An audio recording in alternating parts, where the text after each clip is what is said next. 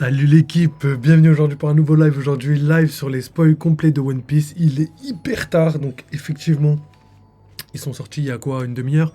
Du coup, c'était juste le temps de les reposter sur Discord et ça y est, on est prêt, on est chaud pour aller analyser tout ça. Donc il y a énormément d'informations, le chapitre est colossal, 19 pages, donc je crois que c'est les plus gros spoils qu'on va jamais analyser depuis la création de la chaîne, donc c'est un truc de fou. Pas mal de trucs qui se passent, donc j'espère que vous êtes bien prêts, bien accrochés, parce que voilà, on va analyser tout ça en détail, on va lire les spoils, et on fera nos petites analyses théoriques à la fin du live, comme on a l'habitude de faire. Donc voilà, je regarde si tout est en place, mais tout a l'air très très bien. J'en profite pour faire la petite auto-promo, les gars, n'hésitez pas à rejoindre la team YouTube, les gars.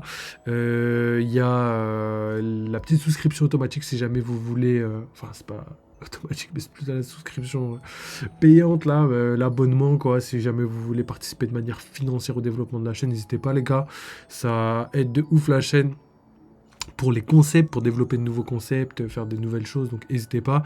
Et sinon, si vous voulez participer, mais pas de manière financière, il y a juste le like, le petit follow et le petit commentaire qui aide le plus la chaîne en ce moment, parce que voilà, ça nous aide pour le référencement et pour l'algorithme YouTube, donc n'hésitez pas, si voilà, si vous voulez aider, ça fait plaisir, on taffe comme des malades, comme vous avez pu le voir, si vous êtes sur Discord, j'ai tout reposté et tout, je vous ai remis toutes les informations le plus rapidement possible, donc voilà, hein, si vous voulez récompenser le travail, vous savez comment faire.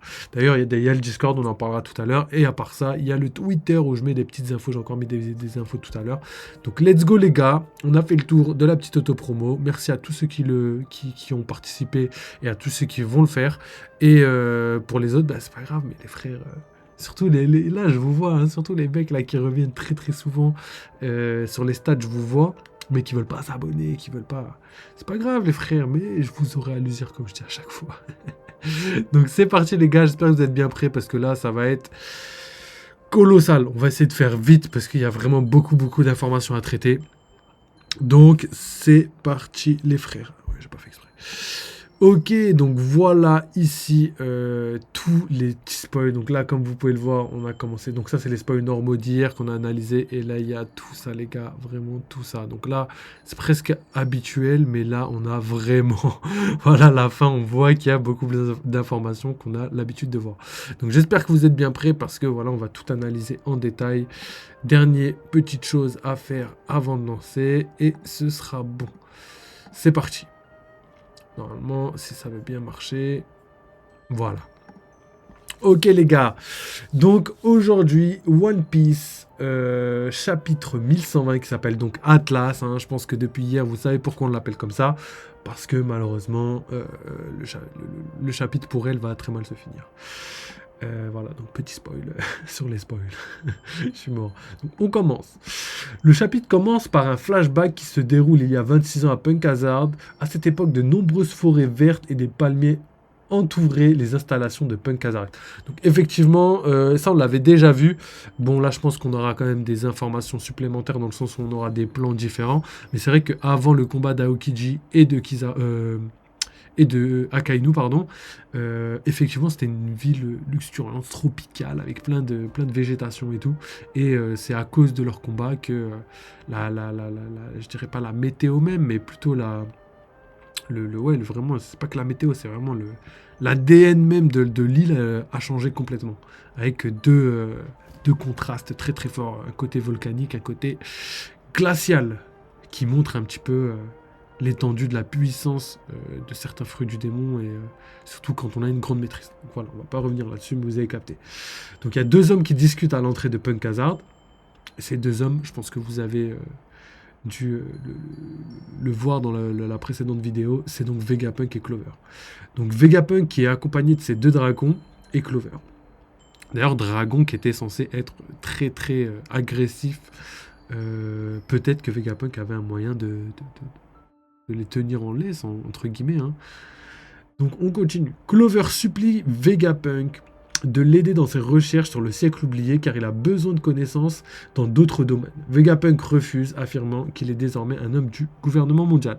Donc voilà, Clover qui supplie Vegapunk. Bon bah voilà, hein. Je pensais pas qu'il lui aurait demandé comme ça normal, mais Vegapunk il était obligé de refuser étant donné son appartenance au gouvernement mondial. Et vous allez voir que ce refus, c'est un petit parallèle à ce qui se passe actuellement ça répond à la question de pourquoi il a étudié le siècle oublié, vous allez voir pourquoi. Donc, Vegapunk dit, te souviens-tu du nombre de fois où tu as été arrêté? Ils ont les yeux rivés sur toi. Je suis sûr que tu sais pourquoi. Tu peux encore te promener en liberté comme tu le fais.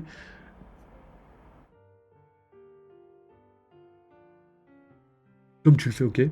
Et c'est pour te suivre jusqu'à ta tanière pour capturer tous tes amis. La phrase est un peu bizarre, elle a été traduite un peu bizarrement, mais c'est pas grave. Clover explique qu'un homme dont le nom comportait un J a été tué sous ses yeux dans le passé. Cet homme était le frère de Clover. Vegapunk est sous le choc. Donc voilà, ça a déjà la révélation du fait que une personne ait un J. On n'aurait pas vu les spoils, on se serait pas douté que Clover parlait d'une personne de sa famille avant qu'il le prononce. Donc là, c'est vraiment un côté narration que nous, malheureusement, en suivant les spoils, on n'aura pas la surprise. Et Clover dit, mon vrai nom est Claboms dit Clover. Ce jour-là, j'ai menti pour vivre. Donc ça, c'est intéressant. Parce que vous allez le voir, ça fait un petit peu écho à Belle-Mère qui voulait pas dire que c'était pas ses enfants. Elle voulait pas dire qu'elle avait pas d'enfants à cause du fait qu'elle voulait les assumer vraiment. Belle-Mère, je rappelle, la mère de Nami et la mère de Nojiko, la mère adoptive. Et du coup, elle voulait pas dire qu'elle avait pas d'enfants, elle voulait absolument assumer ses enfants parce qu'elle les aimait de tout son cœur. Du coup, là, c'est un peu la même chose, sauf que là, c'est le contraire. Clover a décidé de ne pas assumer son nom de famille pour rester en vie.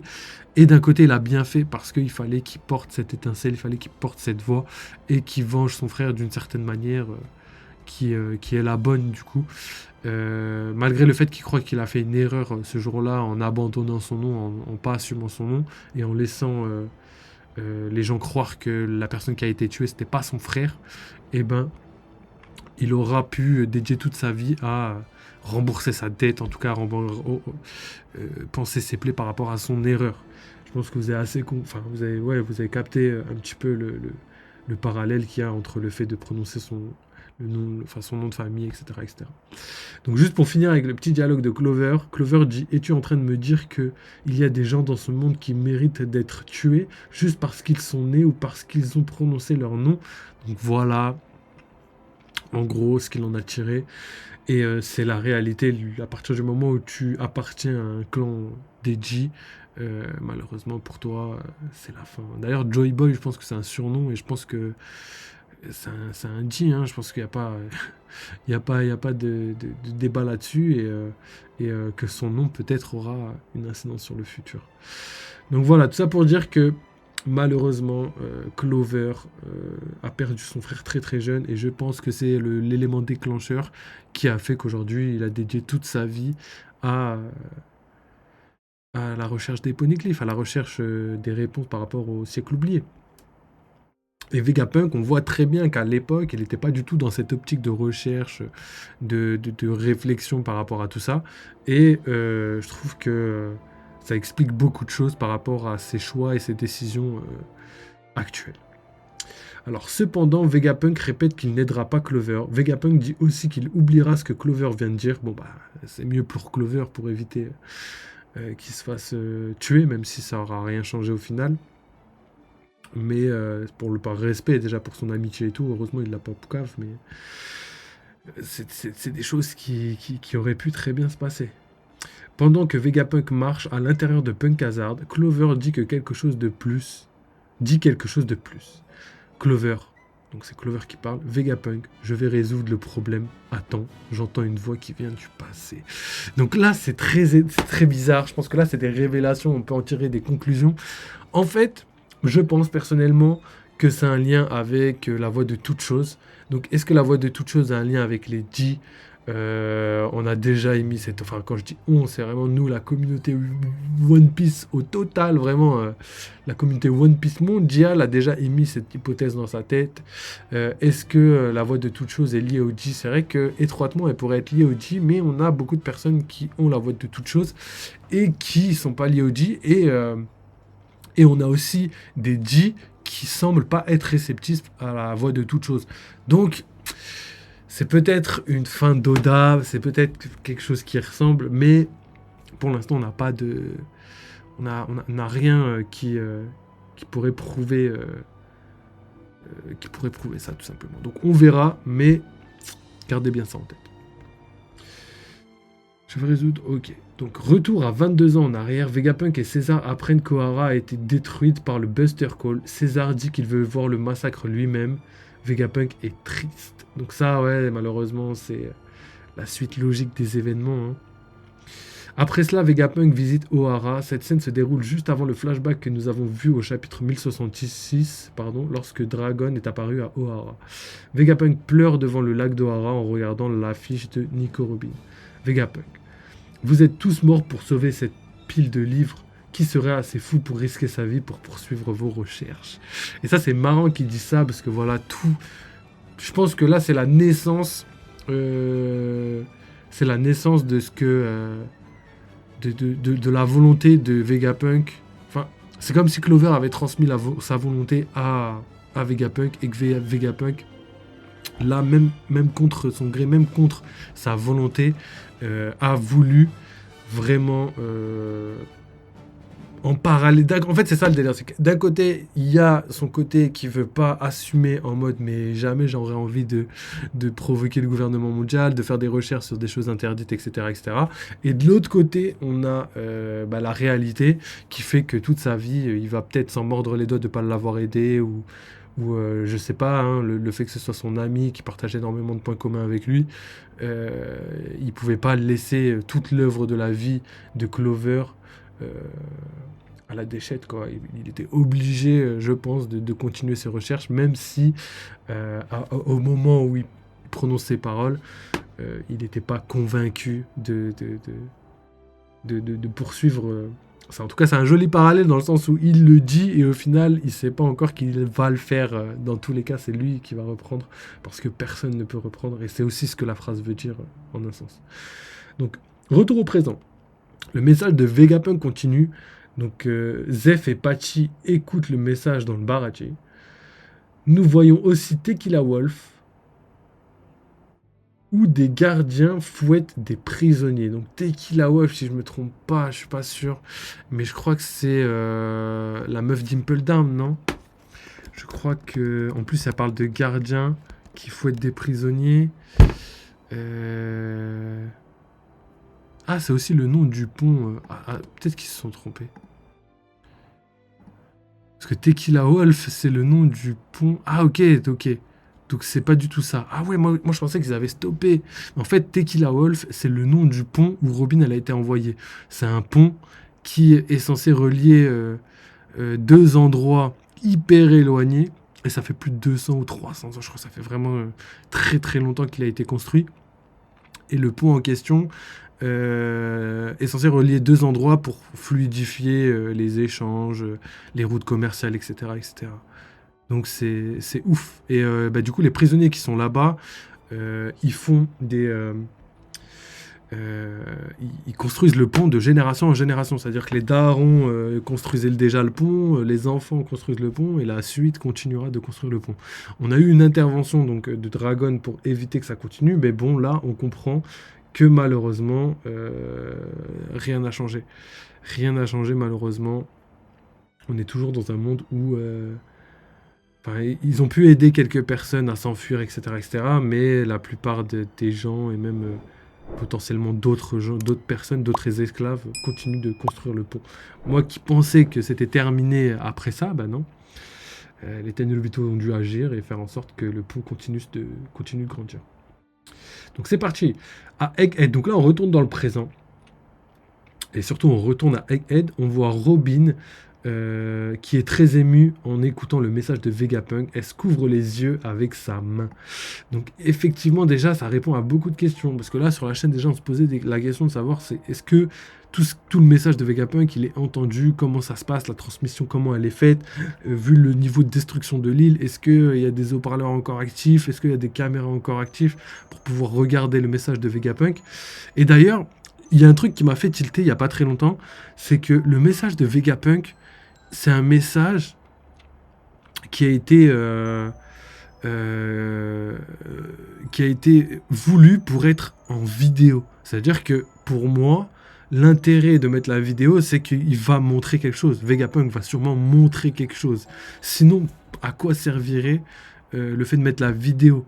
Donc je pense que dans le message de Vegapunk, il n'y aura pas que, que le genre le Vegapunk qui parle, il y aura aussi des images comme on connaît à la télé, tu vois, des images retranscrites qui va sûrement montrer soit ouais, des recherches qu'il a faites sur le siècle oublié, soit potentiellement le Gorosei et des images qu'ils auraient pu faire.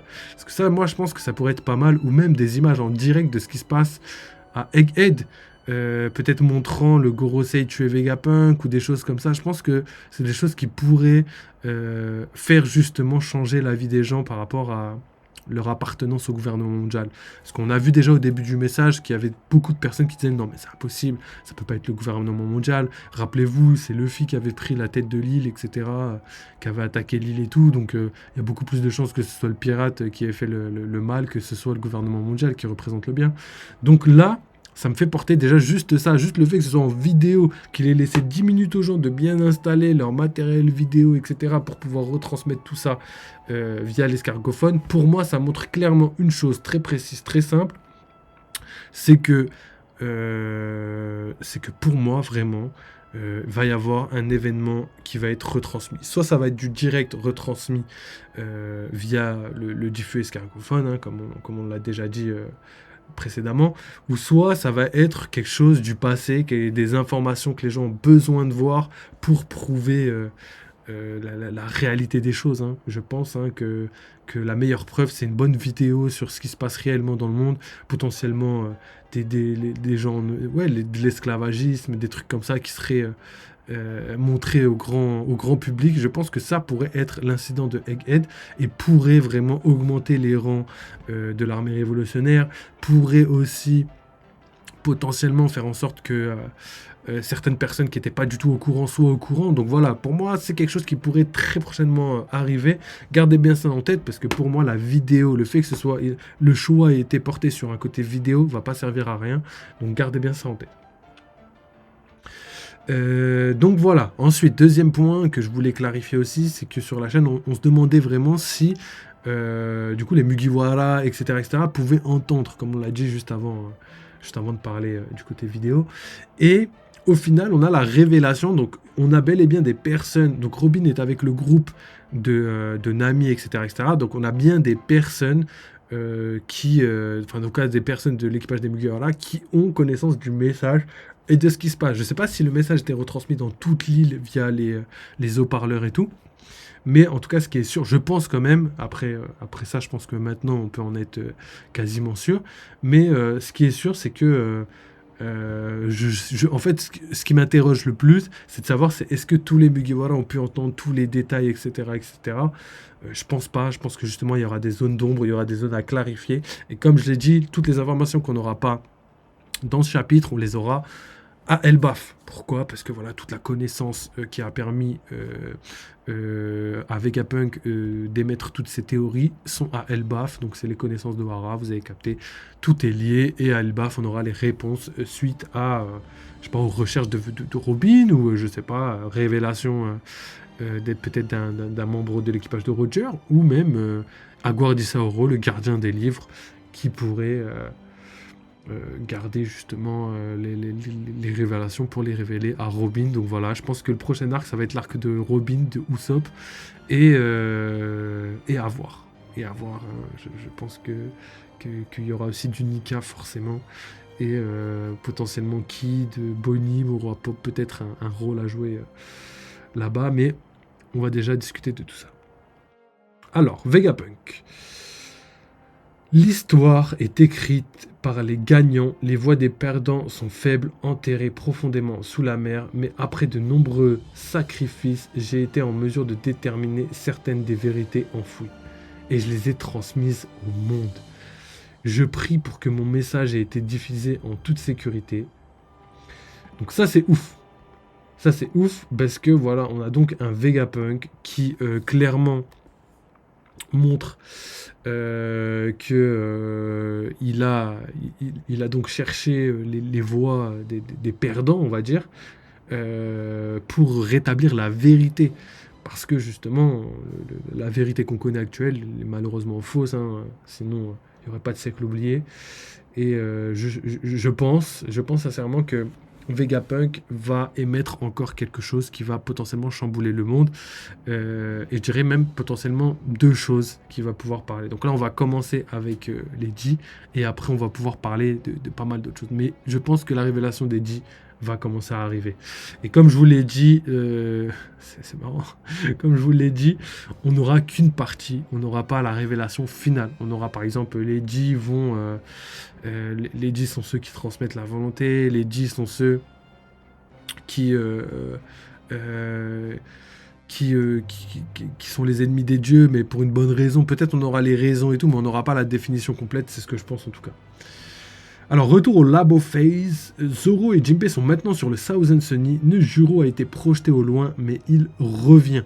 Donc voilà, Venujuro, donc Jinbei et Zoro qui ont réussi à faire comme Luffy a dit. Je ne sais pas s'il l'a dit via l'escargophone ou pas, mais il me semble qu'il y a moyen. Et du coup, Zoro a exécuté ses tâches pour pouvoir la projeter au loin parce qu'il n'y a pas d'autre moyen. Et là, on comprend que Venujuro revient, donc ça veut dire que le côté vitesse dont on avait parlé il y a très longtemps sur la chaîne est réel. C'est-à-dire que Venujuro ne sera pas comme les autres. Parce que Venujuro, c'est quelqu'un d'ultra rapide, c'est en adéquation avec son fruit et en adéquation aussi avec son côté sabreur, etc. Tu vois, il faut être rapide pour trancher sans se faire repérer. Et Zoro exécute exactement comme Luffy l'a fait. Ses ordres, entre guillemets, pour le projeter le plus loin possible, mais ça ne marche pas sur lui parce que lui est un des seuls qui est très rapide. Donc voilà, on va voir.